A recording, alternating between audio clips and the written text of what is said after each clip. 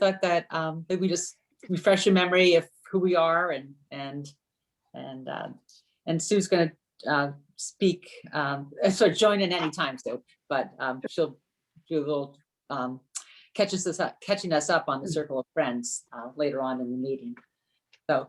So I'm Marie Shaw. So I missed you at Groton Long Point. In a few months, get warmer, you can come back down and enjoy it. But thank you for being with us today. Oh, thank you for inviting me. Sure. I'm Catherine Brighty. I've been on the board for a while, and Sue and I share an alma mater, so we know each other already. Good. Come on. I'm Hallie Keeler. I've been on the board. We've met. We've met. I We've think met. I've met almost everyone. Maybe Yeah. exception of a couple of people. Been at meetings together possibly before. Mhm. Hi, Sue. I'm Matthew. I've been on the board not quite a year. I don't even remember. Time flies. There are board members I have not yet physically met because of COVID. Right, Sashi? Hi, Sue. I actually do remember seeing you in person because it was the first and the last time I was at one of these real live meetings a year ago. Was it a year ago? I think I was there about a year ago. About a year ago. It was in Jennifer's office. Yes. Nice to meet you. And I'm Barb Nagy. We've Hi, Barb. emailed many times. Yes. Nice to see you. And I'm Rosemary Duval-New, and I think we've met. We've met And I have a question as outgoing secretary. Are you chair or president of the Circle of Friends? I think I'm president. President. President. We haven't used the chair Okay. yet. All right, Marie called you chair, and so I did. what your official title was. Okay. Probably the same function, but just a different word. No, that's fine. I just, Queen works. Good catch. Good catch. Okay. What I'd like to do is, before we get moving here, is and maybe Jennifer, you have it intended in your report, but it's not stated on the agenda that Jump we're up. going to have a Yes. discussion or talk about any update to the library services due to COVID. So Sure. I think that'd be appropriate, particularly in light of the headline in today's day. I think that we need to be a good conversation to have, just to see what people's thoughts are and yours for the next few weeks for the library. Absolutely. Be happy You want to add that to your report, or maybe old business? I know we spoke about it before, but We can add it to library activities because I can give you a briefing because that's Okay. kind of, we're always, it's really not old business or new business. It's both. We're ongoing, constantly working. right. on it, So I'd be happy to talk about that. okay, great. That's it. Is there anything else that should be added to the agenda by any board members? Okay. So Sue, I guess you're our public. And if you have any comments that you want to make, otherwise we'll certainly hear from you during the report. I don't have any particular comments, but you do have another time in the meeting when you'd like me to. Jennifer, when she invited me, said that you would like an update about how we've been operating during the pandemic. And I can provide that and give you some idea of our finances and the different areas that we funded. So I'm happy to do that at whatever point in the meeting you would like me to. I think that, Jennifer, help me out here. I think you're down under new business, is it? Yes, just because it's new to all of us or new to all of you for, this meeting anyway. Right, under new business, we have the election of officers, circle of friends, guest, Sue on COF activities, and then our third one is budget discussion and questions. So under new business, we have you there. Great. Hey, Yeah, no, it is. Marilyn, nice to see you. Hi. Hi. Communications, I received, and Jennifer, you also, I assume, copies of reappointment letters Yes. for Yes, I did. Carl, Hallie, and Matthew to the board terms. So I really appreciate you all offering to continue on with the board. And Jennifer, I think you must have copies of the letters. Do you? I do, I save those and we keep Okay, as long as they're on file. board business, yes. Great. And don't mind me keep looking to the side here. I'm looking at our agenda while I'm talking to you. Uh-huh. Computer, so. Okay. Any other communications to share? Okay, the next item is a motion to approve the minutes of the January meeting. Someone like to make a motion? I will move that. Okay, Catherine, and a second? I'll second. Okay, thank you, Barb. Okay, those were emailed to us. Is there any additions, recommended changes, anything that should be There were just a It- couple of odd things where T's got replaced with a slash. Yeah, There's one on page 2. and on page 3 at the top. Exactly, I yeah. thought I caught them all. My apologies. When, funny enough, when Rosemary sends them to me in PDF and then I copy them in a Word document, for some reason, I think it has something to do with the Apple to Mac PC. There was a ton of them. So I will go back through and review all of that and fix all of that. What happened? Where on, I don't see it on. There's a T and I need to be replaced, not on your end, Rosemary. It was a technical issue when it converted over. I can't tell you how many there were. There was a ton, but I it just definitely saw wasn't two you, left. Rosemary. Because they were supposed to be letter perfect. I had Catherine's eagle eye on them. So when they went out, they were in, I don't know. No worries. I'll get Yeah. that updated. Yeah.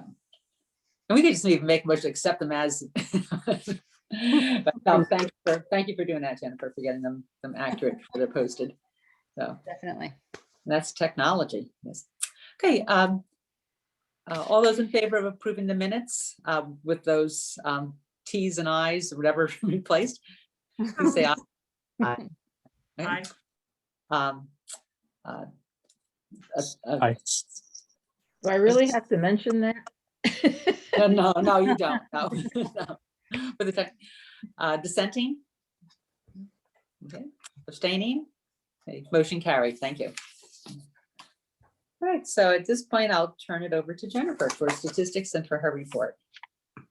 Okay, now if everybody has the statistics is really the question. Now that we're back on board here. I don't have a lot to report on the statistics. I know you asked many questions and Sean was here last time to review some of the GMTV related questions we had back in December. And I hope he clarified everything or most of it for people. But I can tell you, one thing I hope that everybody notices that the GMTV YouTube channel views are significantly up from the previous year. So that's a good number to take a look. Not that the rest of the GMTV information is not, valuable, but that one in particular is very, very valuable because most of where we're directing our programming, library specific programming is there. So not that that's all of the 5,000, but that's where a lot of people are accessing our recorded views. When we say recorded, that's a huge part of our statistical information. So just wanted to point that out. Our programming, and thanks to the Circle of Friends, and I'm sure Sue can talk about the programming that they've been providing us, but thankfully for this virtual programming, a lot of that comes from the Circle of Friends, but you can see we are getting most of our bang for our buck. It's actually kind of surprising to me, not that people don't want to participate in virtual programming, but there's so much out there right now. And so much being offered, not just by libraries, but museums or other just vendors. Yeah. And it's interesting to see that we're really getting some many people interested in taking our virtual programming. You never really know where it's going to go, but we're very happy to say that we're doing pretty well. So, any questions, issues on the statistics? Trying to see. The interlibrary loans are up also. Yeah, in fact, it's funny is we just, I can't even tell you today, not just interlibrary loan, but just our checkouts, we had at least, God, I want to say a normal day, we would have a couple bins of books, and we had just this afternoon, we had like 7 bins of books to be processed and put out for our curbside. So, and each bin holds, I want to say like 30 books. They're packed pretty tightly. So people are definitely utilizing the service, and whatever they can't get from our libraries, which most of our community is using from our sister libraries and our own, like 80% worth comes from those libraries and ours, to fulfill requests. We go outside to, the state service to provide extra books for people. But yes, we're still receiving and giving, which is hopefully the state is still going to secure funding for us, all public libraries, for that non-resident borrowing usage, which gives us that borrow it money. So we're hoping the governor is still going to support that for the coming years. Jennifer, are all those interlibrary loans outside of the Groton Waterford system, are those made through phone calls to staff? How are they? Yes, they are phone calls. The state, the Find It system is still, you can look them up, but you can't place interlibrary loans. Yeah, still. So they call and they ask us. And of course, we always look and see if our sister libraries have it first. That's obviously the first order of business. And then we ask them, we either purchase the item if it's a newer title or something that we can obtain, because sometimes in the long run, it's cheaper to purchase for our collection than it is to do an interlibrary loan outside of the system. So purchasing could be an option, or we do the interlibrary loan outside of our libraries. So yes, they do make the phone call. You can do them online too, can't you? I think Not at this time. You can only do the ones through our sister libraries, meaning, the whole through Mystic, Bill, Yeah. and do pick up, but not at this time. They're still not there. That's been over a year, isn't it? Oh, it's been a long time. Crazy. They should never have dropped. It's autograph. really made a huge hit in, our service. I mean, I keep saying, I shouldn't be too downtrodden on them, because they've had a lot of staffing changes, retirements. So ensuring the integrity of that system and never knowing if the funding's actually going to be there from year to year, it's been kind of questionable. So they have been in a lot of conversations and discussions about what they're going to do with interlibrary loan, because the delivery is also a funding. They need funding for that, and they're trying to decide how that's all going to work. We do have a new state librarian as well, so a lot of changes. So we're hoping that is a priority. You can go. No. Anything else from statistic standpoint? Trying to see if there's anything.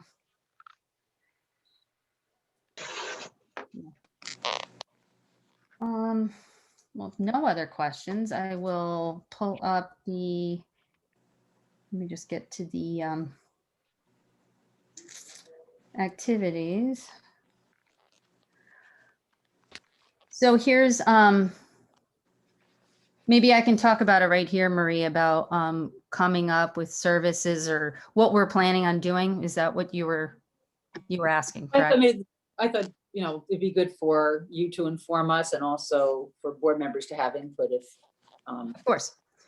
So I wanted to speak first about what we have implemented since the last meeting discussion with Michael, I know he gave you a couple of hints about what was going to be coming for services while we're still closed. So we definitely implemented wireless printing has always been there, but we've really reached out to people to tell them if they call us or they can pick up a little flyer, a little index card in one of our lockers that we have established outside. They can, it has very, very succinct instructions on how to have prints made. So they can send it wirelessly through a mobile device or a computer. And just like curbside for books, they can send it, let us know it's there, and then we print it out, put it in a manila envelope, and have it ready in the vestibule with all the other books. So, you know, because we were very concerned about people they need help with printing. We also have referrals out if they need to have something printed immediately.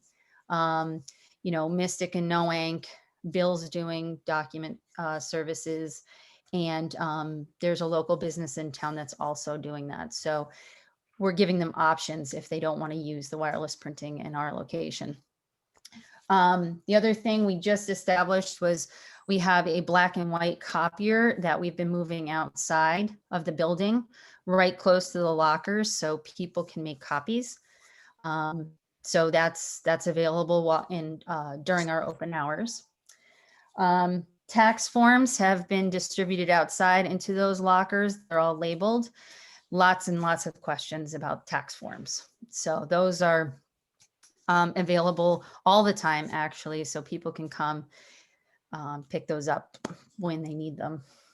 Faxing is another thing that we can do for people. It's the same kind of thing. They open up one of the lockers, they get a manila envelope, they put their fax inside of it, or the documents they want faxed. On the front, there's a label, you fill it out, and you put it in our book drop. We check that book drop 4 times a day. So most likely within that day, you'll get your fax back if you need a fax done. So last but not least, we are starting the delivery service. We tried to do that last week, but our car was in service. So we're going to be blasting that out in the next day or two about home delivery with books. We have it for the homebound already, but we want to take it a step further and be able to offer that to people, you know, who don't want to come out and don't want to go in the vestibule. So look out for that announcement that's come. I mean, it's already semi out there, but we're really going to make an effort to make it a marketing, you know, blast, so people know it's available and that they can sign up. So delivery right to your home. So those are the things we're Jen, implementing. Yes. question, is the course. the outside copier, is that a coin op? No. And how We're is- just allowing people just to make copies with free of charge at this time. Oh, okay. Free of charge. That's great. Thank you. Yeah. Anybody sign up for that homebound? I mean, for not homebound. So. Book delivery. It's just called book. Right now it's just called book delivery. We're thinking of a name. I actually have to go through my email because it's like a little contest inside of our library building for staff. But how that's going to work is we have 2 days. Tuesdays and Wednesdays are going to be delivery days. Tuesday 9 to 1 and Wednesday 1 to 4. So how people are going to sign up is they're going to call in. And of course, it's going to take a little time. I'm going to tell people about this, but they're going to call in. They're going to say they want a book delivery. And then we're going to assign them a time, you know, a window of time, just like you do if you bought like an appliance. You know, they give you a window of when they're going to be coming. We're going to be dropping off the materials outside the doorstep in a biodegradable plastic bag. So in case it rains, it won't get damaged. And we'll just ring the bell, leave it on your stoop, and then we leave. So no contact, nothing, just drop and go. So, questions? That's terrific. Yes. Jen, I was going through my notes of what we've purchased, and Is that the magnetic sign for deliveries? We bought a magnetic sign, where you're buying a magnetic sign that will go on a car door for vehicles. Yes, so we have one for homebound. I don't know if Kim put another one in, but she got 2 with that order. So we are gonna put it on on the car when we go out. Absolutely. Yes. So, of course, this is, when I say I mean, it's a service we are going to provide, but of course, we may have to tweak things to make things work. We're gonna try it out next week. We're very excited. Got a lot of staff volunteers who want to drive the car and go do this service, so we're pretty excited. So, Are you putting restrictions on the demographic of who gets deliveries and the quantity? Any?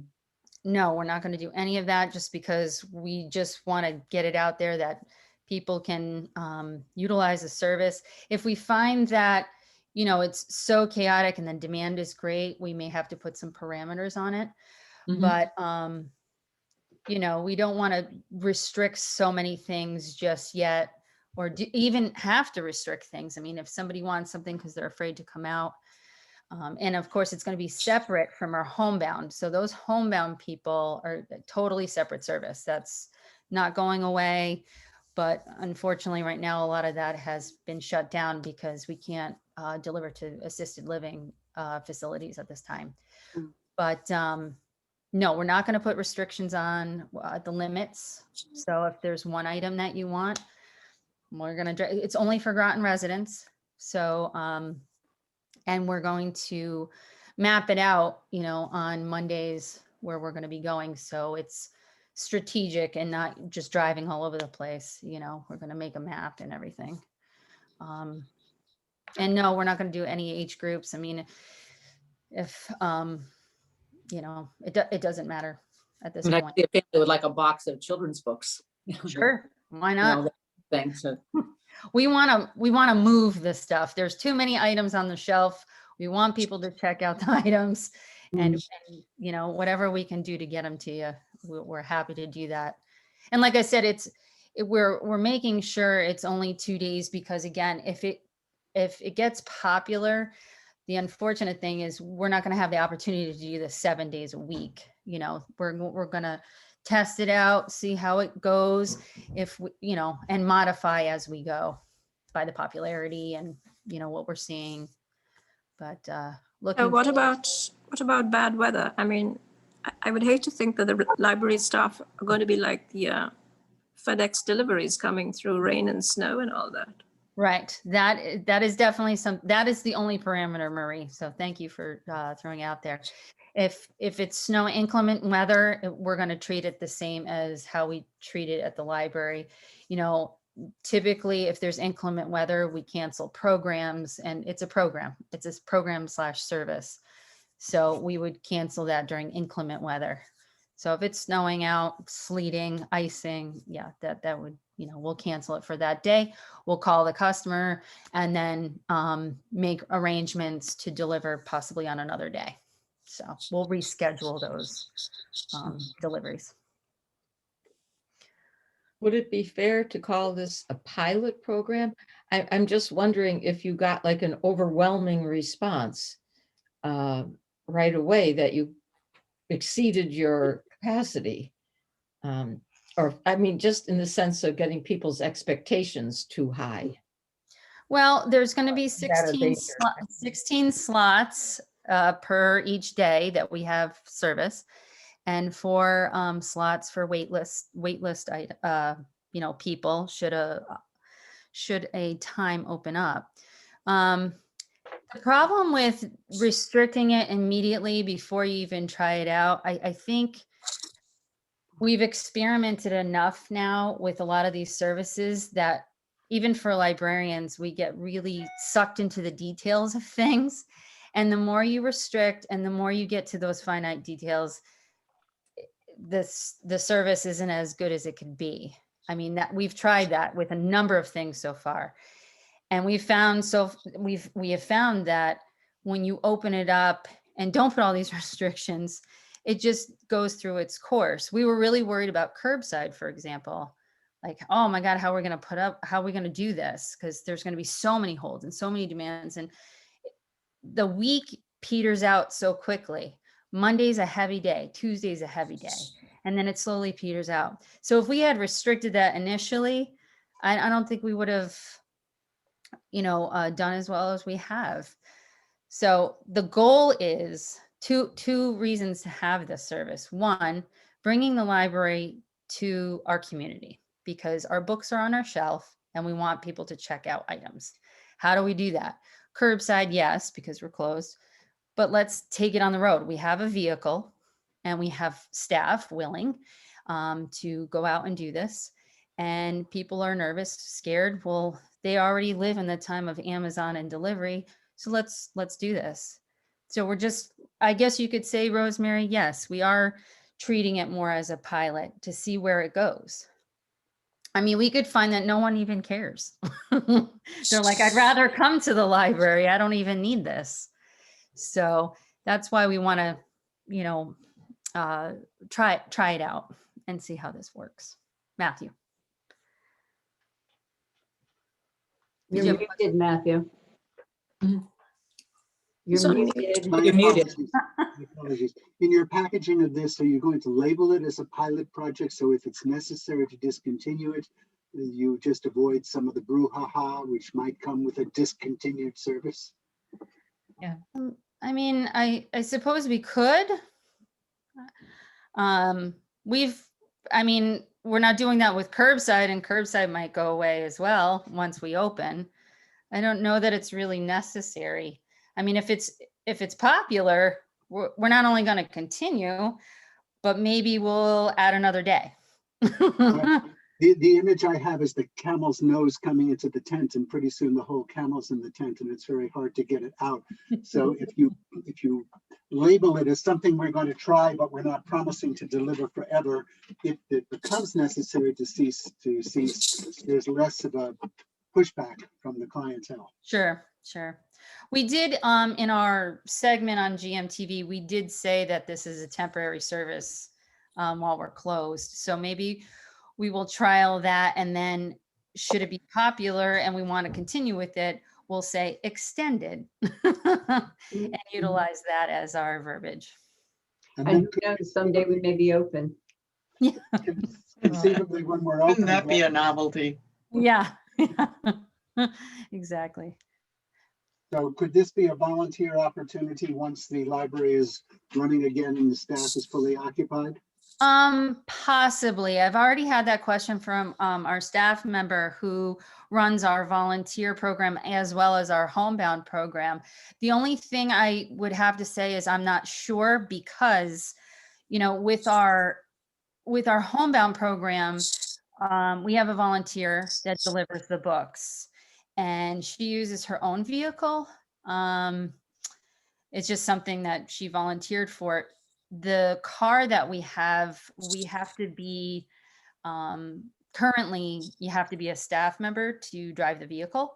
So we'd have to just look into how that would work. I could see that as a volunteer opportunity. It's just, what are the finite details of who can drive the car or, how that would work. But I could see that as a potential. Yes.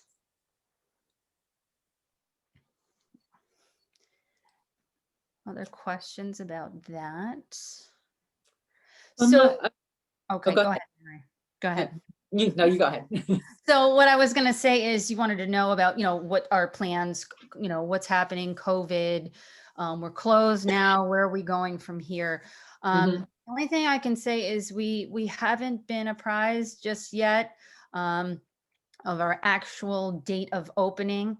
And that date of opening, of course, is going to be, once again, most likely going to be on a limited basis like we did the last time around, to slowly get back to the swing of things. People have been asking, and all I can say is I'm hopeful it's March, but what we're doing right now as of this upcoming week, we're sitting down with staff, or we're going to be talking to staff about what our potential plans are to start looking at that. so it's not like tomorrow we're opening and then we're scrambling. Our thoughts, Michael and I have talked about, we will be opening slowly, like I just mentioned, few computers available, certain rooms and certain areas closed off. And of course, we would help them. The circ desk would be open, reference on limited basis. So slowly but surely is what we're looking at. We can't have, if we open the building, we can't have curbside inside the building. So that would go back to the hold shelf. And one thing we've already discussed with Kathleen, who's our circulation supervisor, we got a lot of people who came into the building once curbside was over in the vestibule, who would come in, go to the hold shelf and assume that the books were already checked out.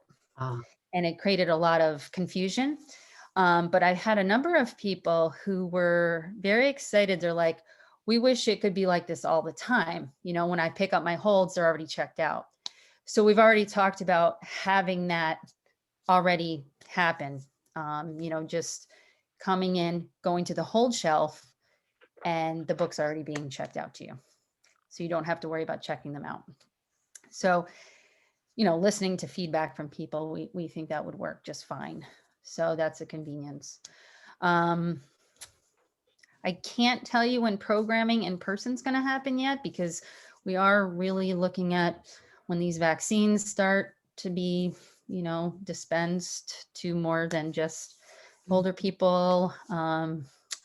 So we'll probably continue with the virtual for a little while longer.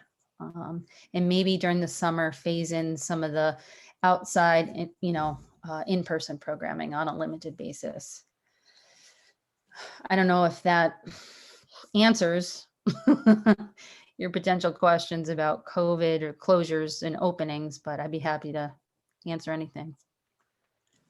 Do board members have questions? Ideas, suggestions?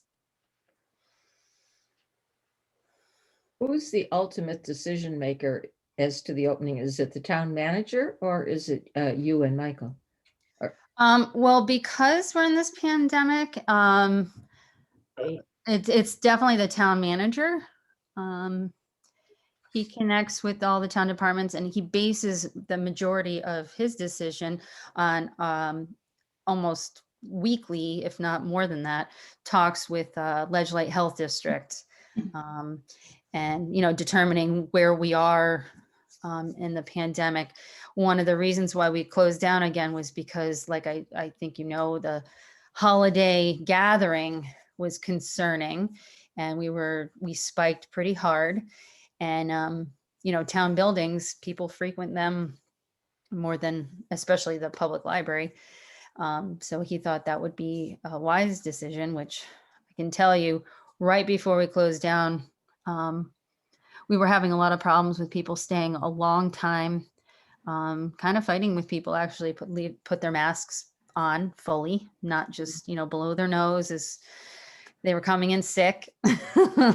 So I definitely concur with his thinking. It was concerning and we did have a lot of spikes. The school closed down quite often. So the last piece of it, we were supposed to open January 11th.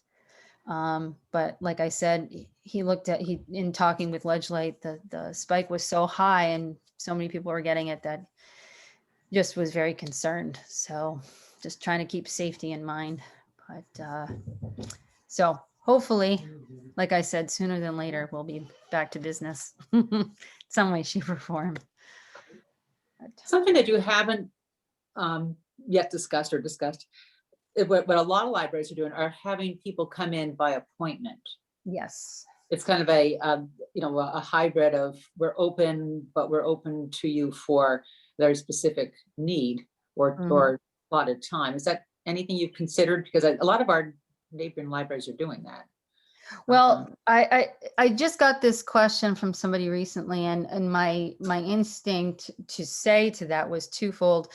When you're comparing a smaller library, like I'll give you an example. So Mystic is doing by appointment.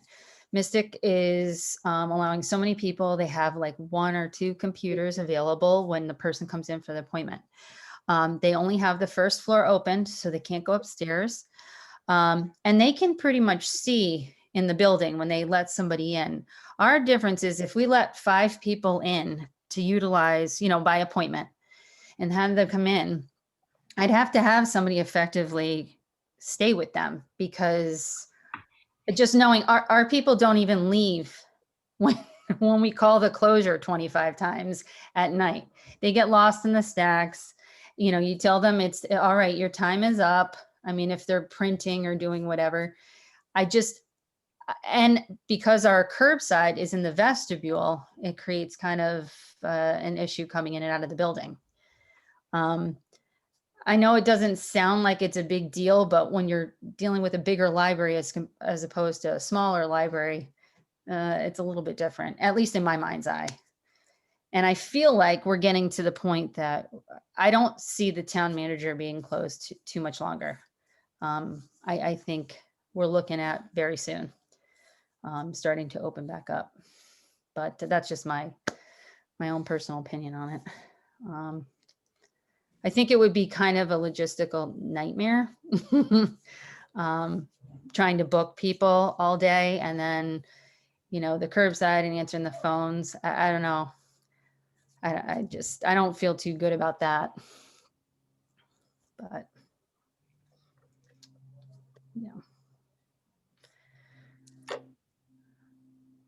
questions? Other comments or questions?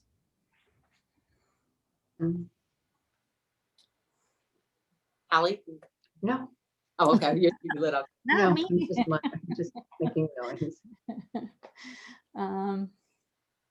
What else? So we did have our budget review with the town manager, and it went pretty quickly.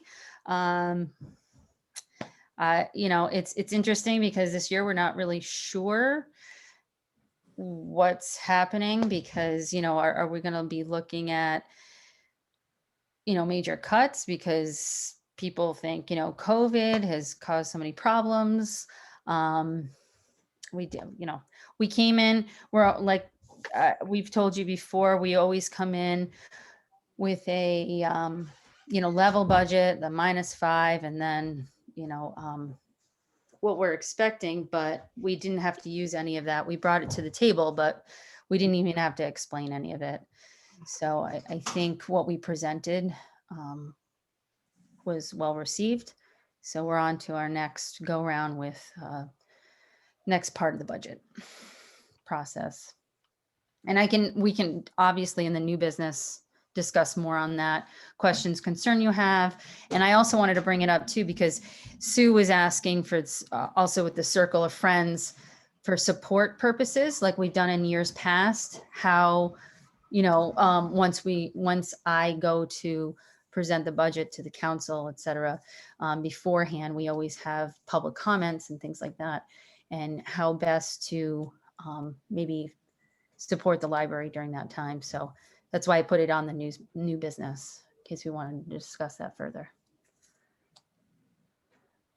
Jennifer, is there, not that we need to see the whole budget, but I think typically the board members are at this point, or certainly by spring, we have an idea of what the numbers are. Sure. Is that anything you can share with us? I don't What your- see that being a problem. No, not at all. I could send something out to you all so you could review, and maybe if you had further questions from that point, we could go from there. I think that'd be good, particularly where, our role to advocate. Of course. Need to see what. Of course. Yeah, I'd be Today. happy to do that. I'd be happy to send you some information on that. Sure. That'd be great. I just did want to point out while we're doing, our many virtual programs are Take Your Child to Library Day, which is a national movement now. Actually, it may even be global for all I know, but it's its 10th anniversary. So it's very exciting. And the reason why it's so exciting is because it started here in Connecticut. In fact, it started at one of our sister libraries in Waterford. And it's become a national movement. And we choose to celebrate our mascot Stretch, his birthday every year during this time. And it's a really fun event because typically we have a cake and we celebrate. We have a great big program for him, and the kids really get into it. But unfortunately, we had to do it virtual this year. So one of the make and take, we've been doing a lot of make and take crafts, or they're called grab and go bags. And they had a cupcake inside each bag with, some party favors to encourage the kids to go online and, watch this celebratory event, especially because it was the 10th anniversary. So the kids really enjoyed it. We got a lot of response. It was all over Facebook and Instagram, but it was a really fun event, and, shared with many people in the community. So it was different. It was definitely different. Right. And of course, February is celebrating Black History Month, and in our back kiosk, we've filled it with book recommendations, and PBS is doing a fabulous grouping of different programming events that are on their channel, and so we're promoting that.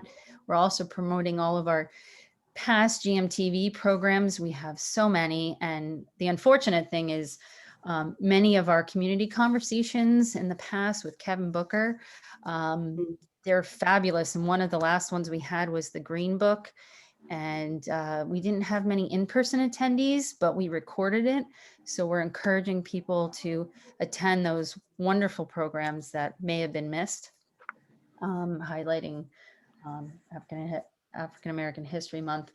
So, definitely tune in to those programs. So there's some of the activities, of course.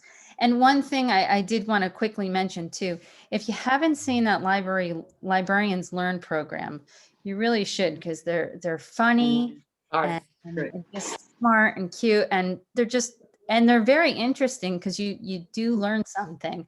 I'm currently learning how to finger knit, so so they're doing a great job on that. Questions?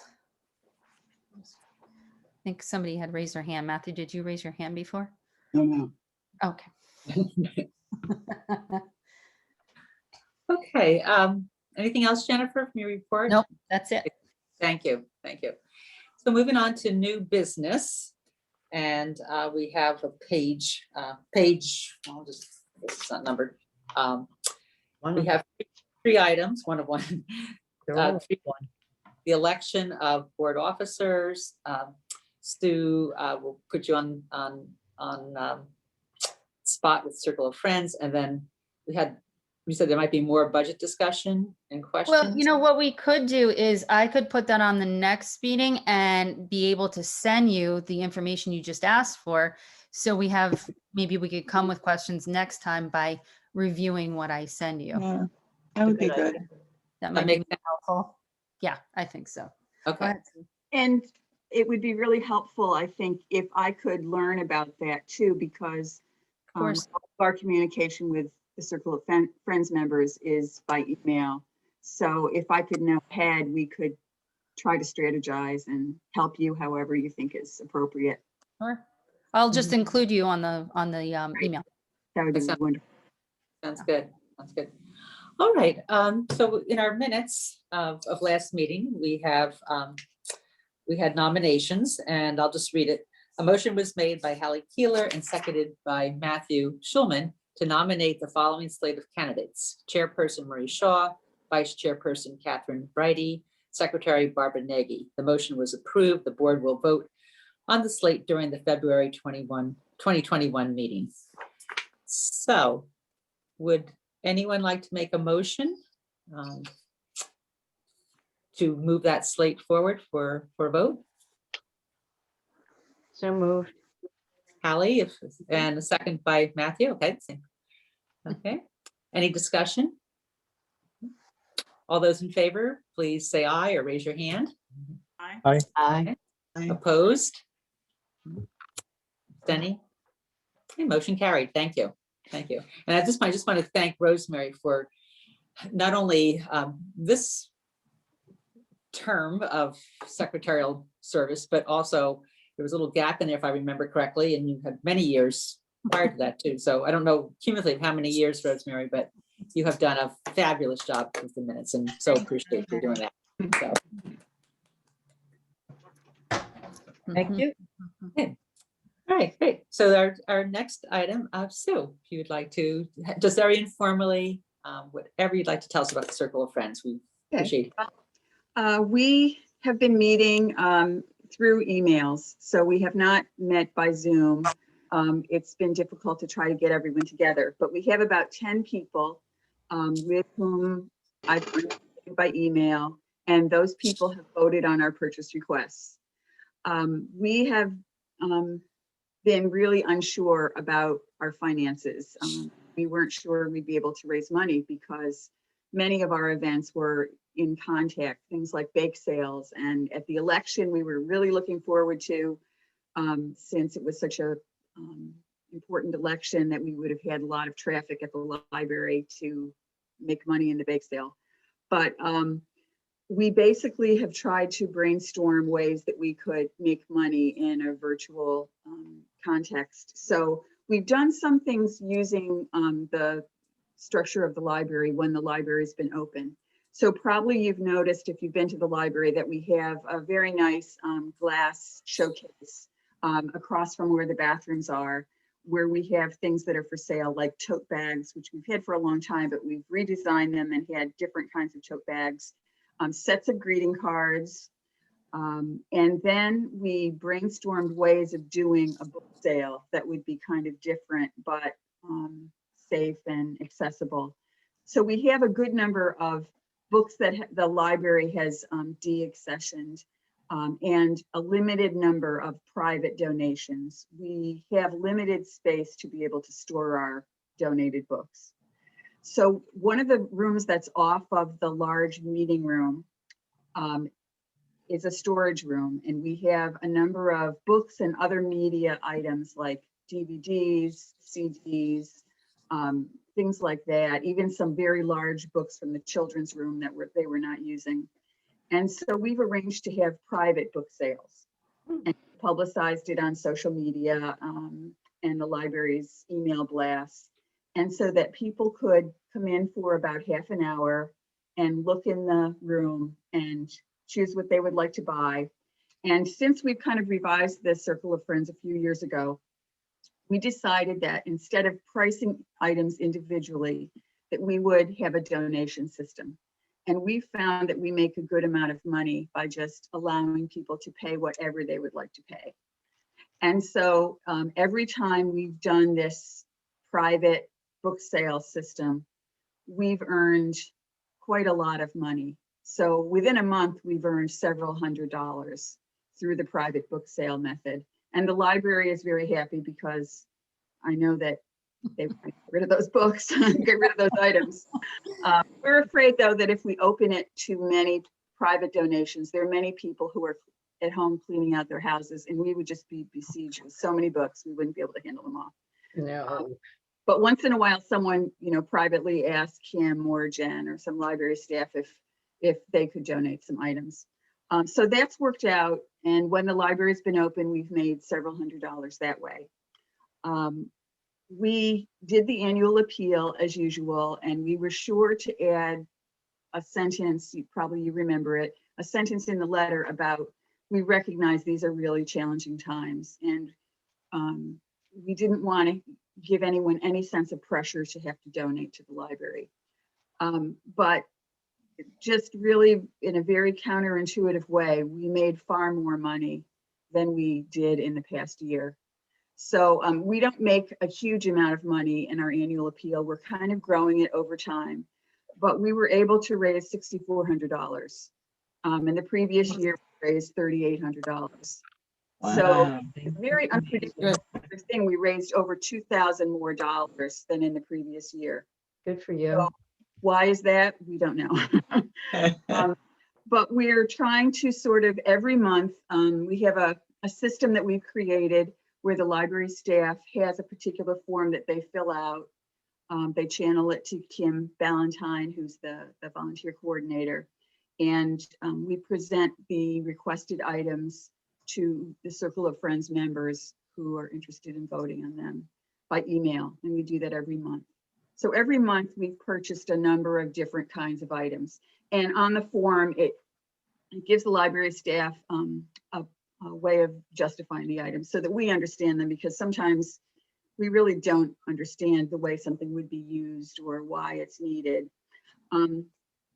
Over the time that we've been doing this, the past couple of years, we've kind of created some standards that we use to judge the items that we purchase. And one of the main principles that we've used is that the money is serving the greatest number of people possible, the greatest number of library users.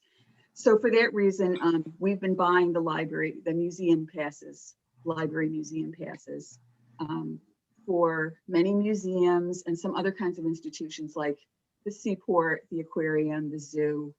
And those are very popular and they're still available to be used. So we buy those. We've purchased the book page, which is something that's a newspaper-like publication that's given out at the circulation desk. And it's about new books and authors. And people really, really like that. So we purchase a year-long subscription. We purchased the prizes for some of the activities for the summer reading program and the adult winter reading program, different kinds of incentive prizes. We are now buying a kind of shopping basket on wheels that people will be able to have in the library to collect books. It's a long handled shopping basket so that if they have bundles or they have children, they'll be able to walk around with that library shopping basket. The story walk, I don't know if you remember that, the story that was along the sidewalk. The supplies to set that up. A tripod that's used for video camera. We're going to buy some accessories for the book bike that Kim Ballantyne was able to get a grant for, which is like almost like one of those vendor ice cream carts that will pedal around, and it's going to have books on it, and it's going to be taken to different public events. So we're going to buy some of the accessories like an umbrella and things like that to go with the book bike. So until Kim had described the book bike to us, we had no idea what she was talking about. And then, as Jen said, the virtual programming. So Ann Campbell has found, and Michael, I know, have found different kinds of programming, like some trivia shows. There was one trivia event, and there's going to be 2 others.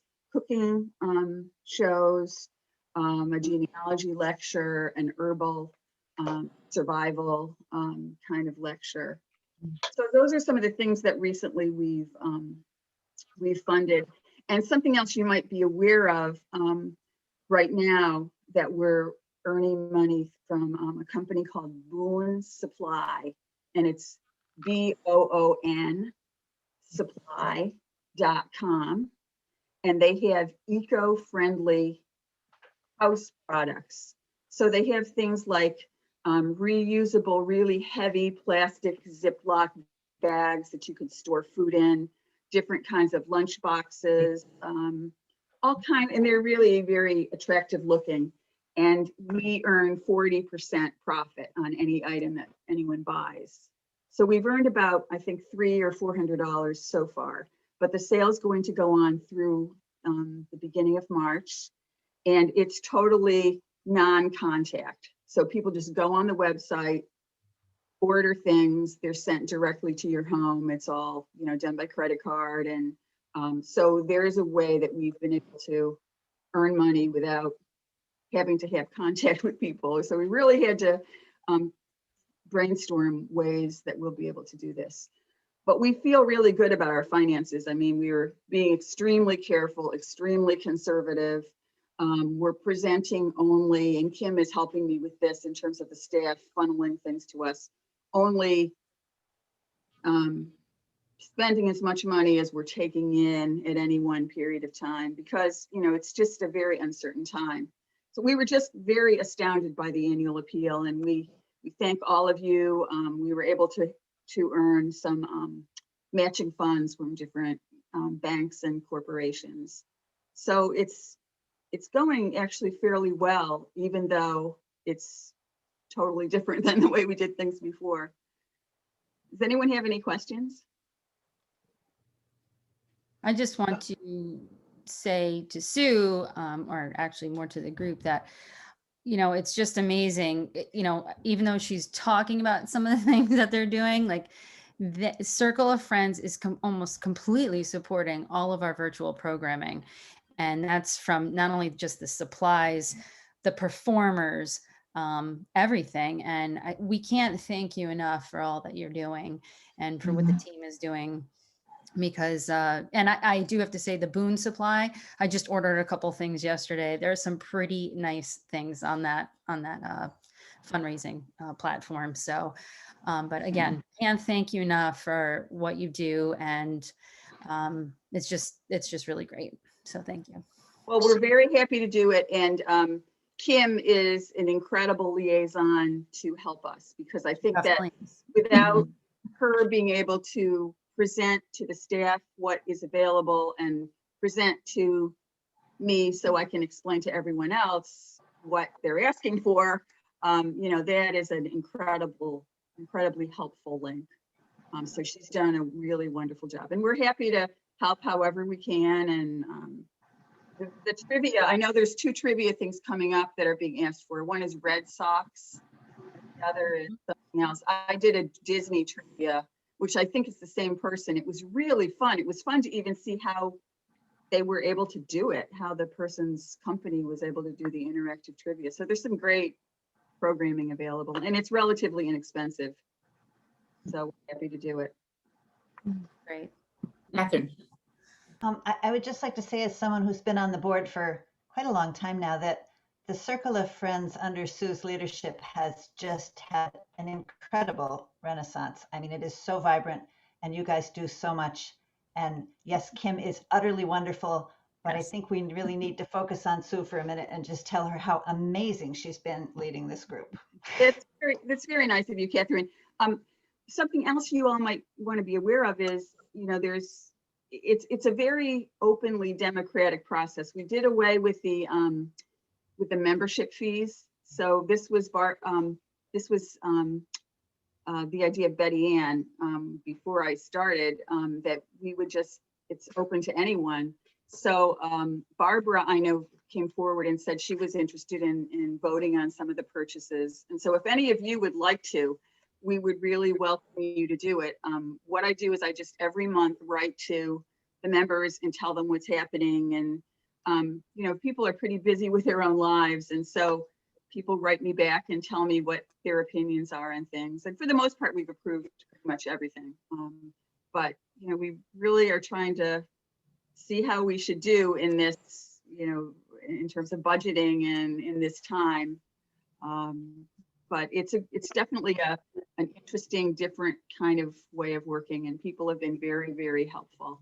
And the community has been so supportive just in terms of the appeal. We were just so surprised. How do you come up with the ideas? So for example, you mentioned this Boone company.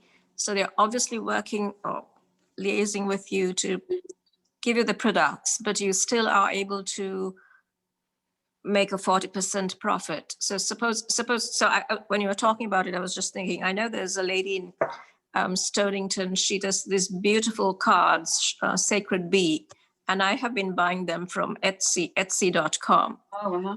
But I was thinking, like, I mean, if you reached out to her and if you sold it via the Groton Public Library, how would you do that? And how would you sort of get an estimate of whether you'd actually make some money through that collaboration? Well, possibly we could do something like that on like a consignment basis. But right now we don't have any live people who come in who could buy anything. But maybe in the future, you know, if you wanted to tell us a little bit more, tell me or Kim a little bit more about someone like that. We're just always looking for something. Kim found Boone Supply. And you know, we sort of look for things. We have something else you might be aware of. We have Amazon Smile. You know, you can earn a certain percentage of what anyone spends on Amazon. So Groton Public Library Circle of Friends is one of the Amazon Smile, and we earn some money from there. So we, you know, it's whatever we kind of think about, but right now it has to be totally contact and people can't come in the building. So it's kind of limited, but the book sale has worked out really well, even when the building was open in a limited way. Okay. So I'm curious, how many Mary members do you have? Well, there's about 10 people who vote on this, but we have a couple hundred who have given us their contact information. And so when we have larger mailings about things, and it's very much kind of a changing group. And Kim works with the Junior Circle of Friends, so their parents sometimes help with things. But since we don't have membership fees, it's kind of a little bit formless in a way. That's been one of our challenges. But when we send out the appeal, we send out 200 or 300 letters of appeal.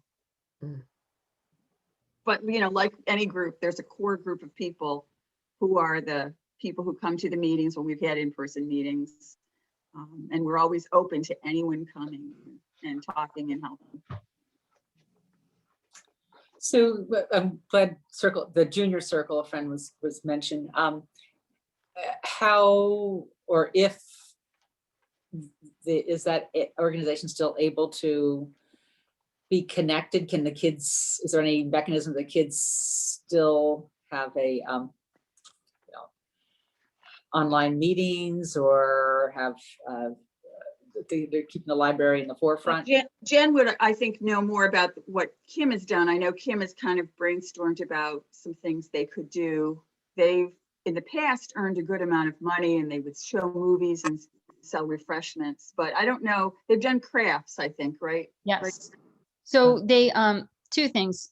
They, for voting purposes, it's always once a year in the summer. They do, you know, they've gathered so much money and then they have, Kim sends out an email to everybody and typically she invites them to a, you know, voting type of gathering where they come and they have a pizza night at the library when we're closed or whatever.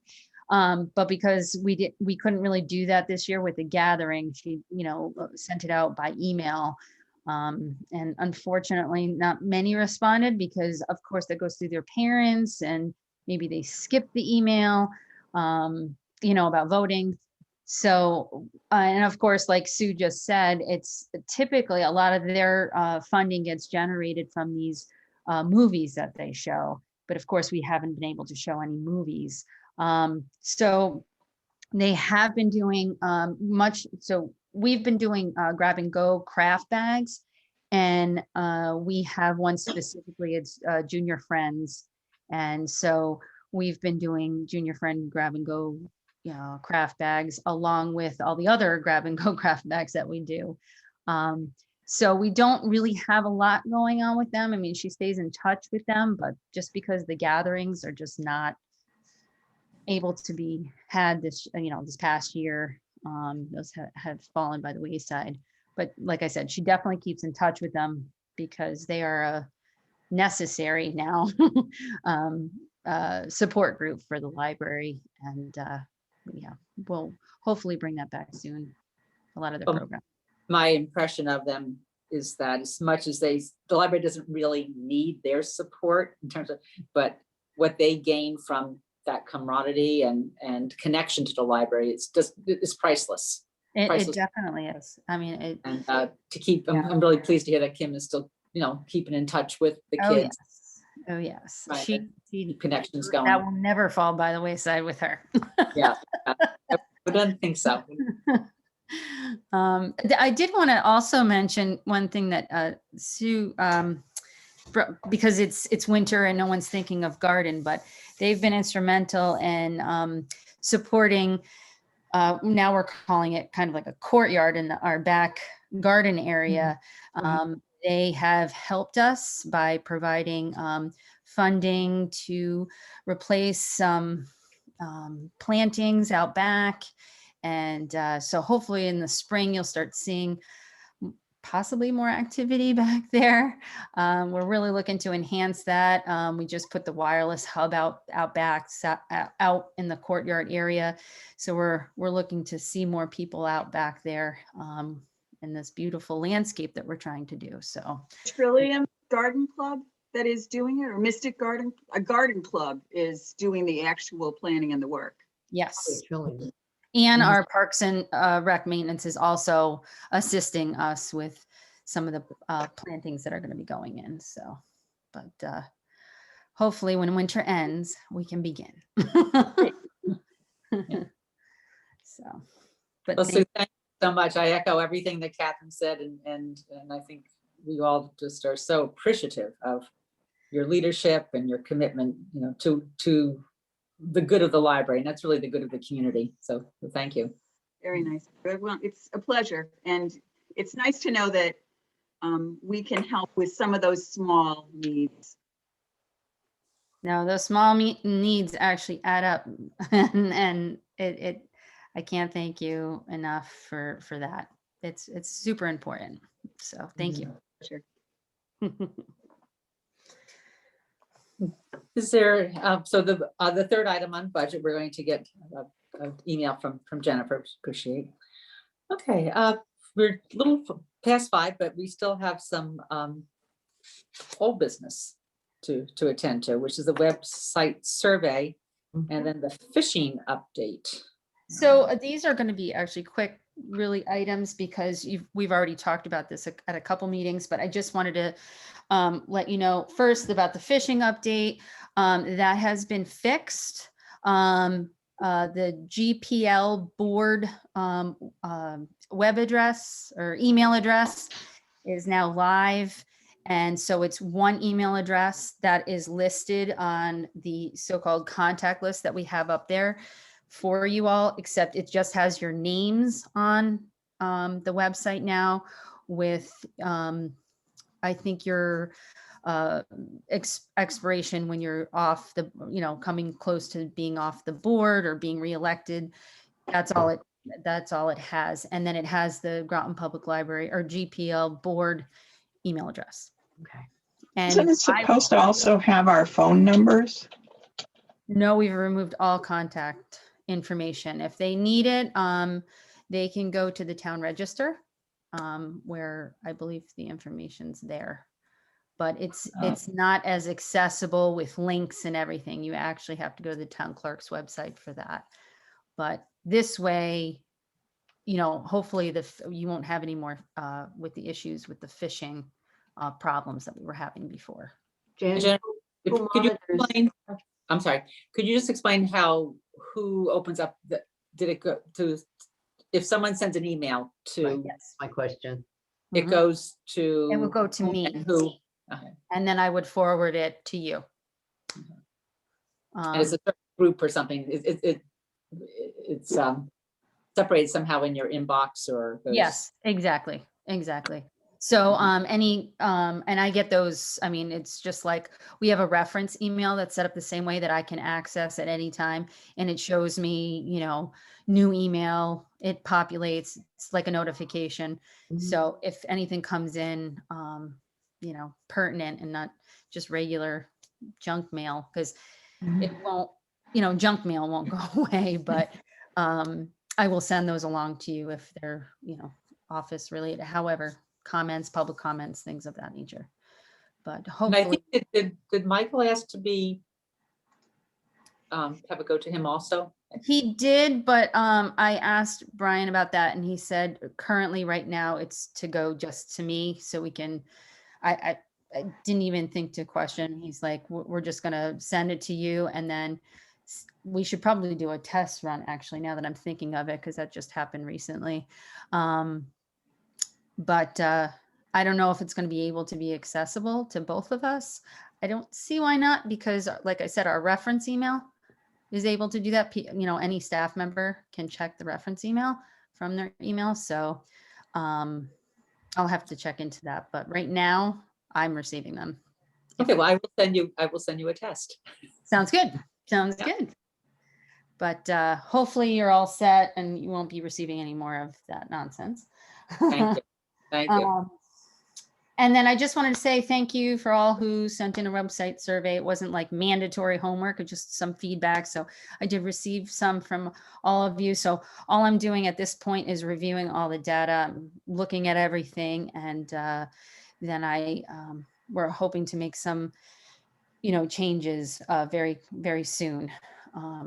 Just, of course, on the long list of the million other things that are happening, we want to get at least the emergency stuff posted to the website, like correct anything that needs correction. Those will be first priorities. Like if hours are out of whack or something's not showing that's very, very pertinent, those will be the priority items before we do any so-called redesigning or major changes. We want to get, instantaneous information that's pertinent. Something Sashi had emailed just recently about, observing federal holidays. We're going to make sure that's somewhere on the website that people can see, because a lot of people don't know that we're a town department and we follow all federal observed holidays. So things like that are people just want to click and go. We're going to update those very quickly and then go through some other feedback that, additions or changes that we have to make. I'm just thrilled that we're at another point in the website process that we can change the content fairly quickly, as opposed to before. It was like, 3 people deep. You'd have to go to this person and then send it off, and then that person would have to look at it. So we're much better with being able to change things quicker. It's just a matter of what content we need to modify and update. So the structure of the Groton library website is different from the 3 sister libraries in the sense that they look like they're independent websites, whereas the Groton one is almost like embedded within the town thing. Right. Is there a reason for that? There is. This Bill, Mystic, and Waterford. Well, Waterford's completely different because they're in a different town, but Bill and Mystic are association libraries, whereas we're a town department. So that difference is we are under the guise of all the other town departments. So that's why we're encumbered under one unit website, whereas they have to go out. They're not town departments, so they have to get their own websites. They have to, do their own thing. The thing that we do share, though, if you look at our catalog, and I don't mean when you're looking up books, but there's a little home button on the catalog page. There's like a little house. If you click it, or maybe it says Groton, Mystic, Bill, Waterford. If you click on I don't know if it's a sailboat, I can't think right now, but Yeah, it'll take you to like a home location. So there's another whole, those look the same. Yeah. Groton, Mystic, Bill. Those look the same because we are contracting out with a cataloging software company. And so we're all on the same platform. And so that's why that looks the same as opposed to our individual websites. I have considered, as we're talking about the website, when you click under ours, it's not attractive, obviously. It looks kind of like blank page and it's got a couple things on it. But on our catalog page, we have been told in the past by Cersei, our cataloging software, that we could actually use that page, that catalog page, as our home site. So, we're looking at that too. And how would we do that? You'd go to the town, the current one we have right now, the website, Town of Groton, and then go to the library, and having a hyperlink direct to that catalog page. Maybe that would fulfill our needs. So we're looking at different things that make the most sense, and visibility, and so still got a little ways to go.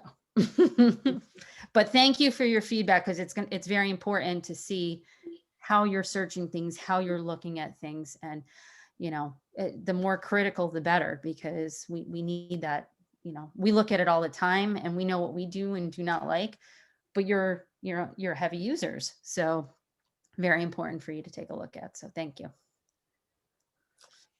Okay, So that- thank you.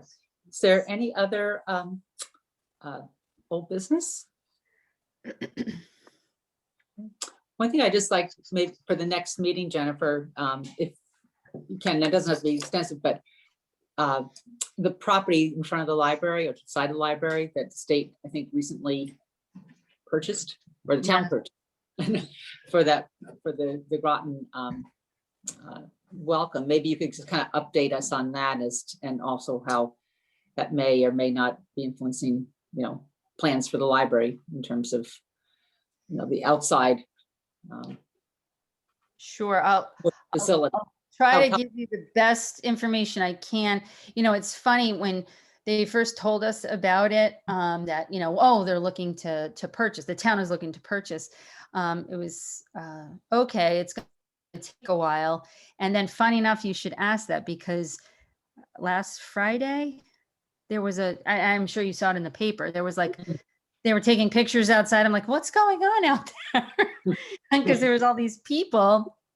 And then I read it in the paper. So, and I think the reasoning why we haven't been apprised so much of what's going on just yet is because it's still in the early stages of purchasing the property. I mean, they have potential plans, but I will certainly look in and see if there's any, what new updates they have for us. So. Great. Is there anything anyone else would like I to add? happen to know one of the people who's on the Groton Sale Foundation. Yes, you do. I saw him out there. Maybe he would be willing to do a little presentation. That'd be great. That'd be great. Okay, I'll ask If him. he's interested. Sure. Yeah. Well, hearing no other additions to our meeting, can I have a motion to adjourn at 5:20? So moved. Okay, thank you, Barbara. Second? Catherine, great. Thank you. And Sue, come back anytime. I mean, anytime. It's interesting to hear what you're doing. Well, very, very good of what you're doing, and also it's helpful for us to be apprised of it too. I learned a lot tonight, so anytime, just Great. Thank you for your support. And let me know about the budget strategies because we can be helpful there. So I'll send that information out. I'll Good. put it on for the next meeting. And then Sue, if, depending on kind of questions, if you want to pop in, if you have the Sure. time, you don't have to have a discussion. You could just be part of the, Good. that'd be great. Okay. Okay, well, thank you all, and hopefully Mark will you bring all. some more openings. Yes. And I will let you know if I know anything that comes up about opening. You'll be the first to know. Super, good, we're eager. Okay. Take care of yourselves. Thank you. Good night, everyone. Take care. Bye-bye. Good night, guys. Good night. And you'll send me the fill-in form? I will. And you know what? I didn't send it to you because I wasn't sure at the last meeting. I know we didn't vote, but I didn't know if Barbara was going to do the note taking or you. She was like, I'm done with this. I don't believe that those minutes were letter perfect because I asked Catherine to proof them because it's such a pain to have to go back. Well, like I said, when you send them to me in PDF, what I usually do is I copy and paste so it's all in my board packet document. And when that translation happened, it happened on my end, not yours. So yours were perfect. It was just, and it's so weird because it's the letter T and the letter I are the ones. I had to fix those on like 20 different things, but it wasn't you. It was the computer. So what they're It saying. was so I weird. did not reread my minutes. So evidently Catherine and Barbara reread. And they. No, it's just funny. I was like, what is this? And then I realized it must have been, sometimes that happens with certain fonts. Like if somebody doesn't have the font and I have the font, I don't know, it does weird things. It is a Well, I pain. had that, But I I can't had that come in. PDF issue today, so Yeah. I don't know what's Well, I going on. can't come in and type them on the, I still can't do that, right? So I have to do it at home and hope it doesn't get all screwed up. Well, you know what, what I'll do is next time I'll have somebody just review. Once I copy and paste it, I'll have somebody, one of my editor people, take a look to make sure those T's and I's are not there. Ah, Okay, because I was 100% convinced it was going to be perfect. I'm like, I know, right? Well, What? that's how I feel every single time I turn on this board meeting, you know?